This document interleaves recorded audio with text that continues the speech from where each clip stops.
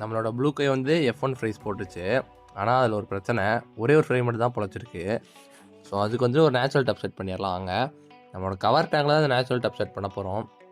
இதில் வந்துட்டு நம்ம லில்லி, கப்பி கிராஸு, ஹைட்ரில்லா, அப்புறம் ஃப்ராக் பீட்டு எல்லா பிளான்ஸ் வைக்க போகிறோம்.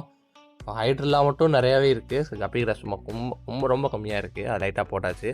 இந்த மாதிரி டப் செட் பண்ணதில் என்ன ப்ளஸ் அப்படின்னு பார்த்தீங்கன்னா, நமக்கு வந்துட்டு பிளாக் ஐ கப்பீஸை பொறுத்தளவுக்கு ஃப்ரைஸ் பெருசாக சாப்பிடாது.